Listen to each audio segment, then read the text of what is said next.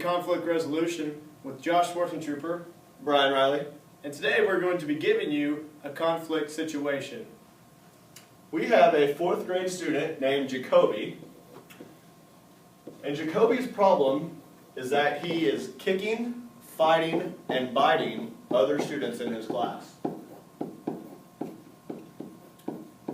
Taking part in this problem will be myself, the special ed teacher, Josh, Jacoby's father, and Olivia, who is the gen ed teacher, who has improper training for a student like this in her classroom. And she is just not physically or mentally prepared to take on a challenge like this. Solution?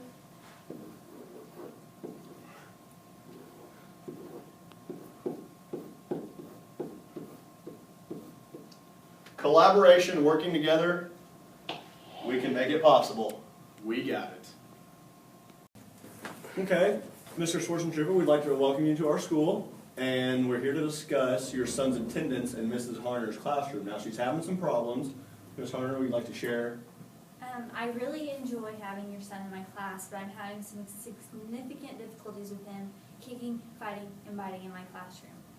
He's becoming disruptive and destructive, and I'd like to discuss that today. So what kind of things are you seeing at home? Is he aggressive at home with his peers outside of school? Jacoby, he's a very interesting kid. He can get kind of aggressive with his siblings at times, but for the most part, I think he's a pretty good kid at home. But I could see where he could be an issue. Right. Problems, so. Now, we're here to discuss, we're trying to come up with some solutions to the problem. So, Mrs. Harner, do you have any solutions that you'd like to put on the table? I just clearly do not know how to handle Jacoby. I would recommend maybe a self-contained classroom where he's away from his peers so that he cannot harm them. Because I have to think about all my students, not just Jacoby. Maybe he could go to a different school. I think he likes the special ed teacher a lot. I've worked with him before. We could co-teach. Maybe that would. Jacoby relatively responds well to myself. So I've been thinking about a co-teaching model, maybe where myself and Olivia are in the same classroom and we share the same power, but one of us maybe is always keeping an eye on Jacoby, just keeping him on task. Well, this is no offense to you, but why can't we just fire her? She seems like, I've never had this problem with Jacoby before, and it seems like she's the only one who's not qualified. Then maybe what if we just send Jacoby to another school? Yes. Could.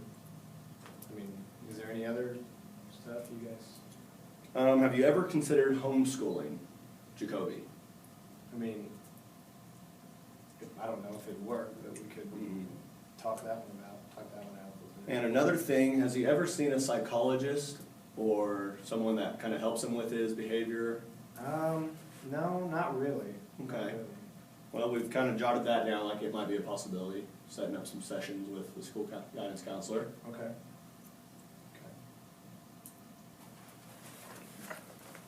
Conflict Resolution with your host, Josh Schwarzentrooper, Brian Riley. and we're going to kind of debrief a little bit what was talked about in this first part of the meeting. It was the different possible solutions for Jacoby in his classroom. As you can see, the very first thing that was suggested by the general education teacher was a self-contained classroom. Now, the father didn't seem like this was going to be a great idea, but we'll kind of see how his feelings seem to go on as the meeting progresses. Number 2 here, the father suggested that the teacher was just ineffective, and he suggested firing the teacher. Now, that's kind of unrealistic. We pretty much know that that one's out. And the third one that was suggested was homeschooling. Homeschooling could be very effective for Jacoby, but at the same time, it can be a very big burden on the parents by finding time to spend at home with their child, the expenses that it could be. So we'll see how that one tends to pan out. Co-teaching was one of my favorite options that we talked about because Jacoby responds well with his special education teacher, and Olivia and the special ed teacher have worked together in the same building for 5 years and feel very comfortable around each other. And the last one that was suggested was maybe there's something inside of Jacoby that he's struggling with, and maybe we need to find a way to get that out and have him talk to the school counselor a little bit. So, Brian, I don't know about you, but I think I'm going to go ahead and choose what I think they'll think is a very good possibility, and I'm going to go with the self-contained classroom for now because I feel like, Jacoby struggles when he's around different kids, so I think this might be a route that this group might go with. Okay. Well, I'm going to go with a combination of number 5 and number 4 because I think co-teaching is going to work very well, and the school counselor can maybe find out that small detail that we're all missing. So there's our 2 possible solutions to the thing, and like you can see, we differ. We'll see what the team decides to do as we go back into the video. Stay tuned. All right, now, Mr. Swarzentrooper, we've jotted down some possible solutions, and right now I'd just like to see how we all feel on each of them. So, the self-contained classroom, how do you feel about that? I feel like it could be effective, but I think the number one thing I want for my son is in order to get him to become better in behavior-wise, I feel like he needs to be around other children. So I don't think that the self-contained classroom is something that would work for the best. I mean, what do you guys think? I do kind of agree because he needs his regular classmates to be examples of good behavior. And I initiated it, but in reality it's true. And see, the only problem I have with this one is the public law 94-142 clearly states that you need to give each student the least restrictive environment. And I don't think that him going to a self-contained is really going to solve the issue because when he gets out of that class, he's still going to have the same issues when he's around people again. Like how will you react to his peers? Exactly. So another option we chose was the teacher being fired. I acted a little rash in that. I apologize. It just, as a parent and hearing this stuff about your kid, I think a lot of times you don't like to blame your kid or think that your kid has an issue, so you point to the teacher. And I think I want Ms. Harner to stay here. I want her to continue teaching because I've seen great things from her. So that was rash on my part, so I apologize. Okay. That's a ludicrous idea. And the co-teaching model for myself, I feel like can be very effective because this can kind of allow one of us to keep a closer watch on Jacoby. Yeah, I think co-teaching was, when you guys mentioned it, was one of my favorites because not only is Jacoby staying in the classroom with his peers, but he's also getting more one-on-one help, and he's got that extra supervisor right there beside him, constantly looking over him. Right, and I mean, me being female and having a male teacher in the room is definitely an advantage. Yeah, I would agree. And then we have a great school psychologist here, and I mean, you can go out and pay hundreds of dollars, but we have offered some free sessions that we're going to set up Jacoby with. Now, is that something you're against? Or? No, I think it'd be wonderful if he could see somebody and just kind of talk about what is going on in there, because I don't know. So, yeah. And then another one, the homeschooling.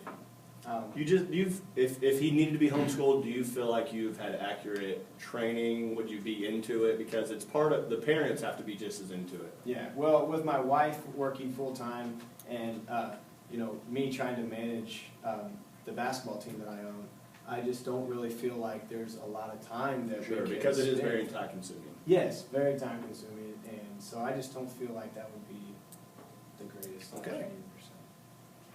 Well, we're gonna go through and evaluate these ideas, and before we make our final decision, we're gonna call you back in and.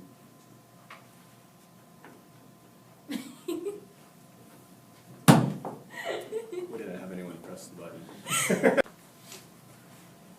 Okay, so the idea that we have decided to go with is we're going to do the co-teaching model, myself and Mrs. Harner, and also we're going to set up some sessions with the guidance counselors on Monday, Wednesday, Friday. He's going to go and meet with them for a half hour each day. I think that would work perfect. I think that would be the best for Jacoby to get the best possible education he can, and plus, if I can figure out what's really behind why he's doing all this stuff. So. Thank you guys for inviting me in today. I really appreciate it. No problem. Thank you. Thank you. Thank you. Welcome back to Conflict Resolution. You just saw that the meeting had ended and it looked like it went over pretty well. Brian, I hate to admit it. You were right. I was wrong. They went with the solution that Brian thought they were going to go with. So We're just going to do a little bit of wrapping up here, basically, of how it went. So, Brian, go ahead. Well, we had our problem, which was a gen ed teacher who was not ready to have a student with EBD in her classroom. Then you see the team, after they presented the problem, they went through possible solutions. They talked about different things such as a self-contained classroom, from homeschooling, co-teaching, visiting with the school counselor, just different types of solutions. So they did the different types of solutions. And then we came to the solution of co-teaching with the general ed teacher and the special ed teacher, and also visits with the school guidance counselor 3 days a week for a half hour each.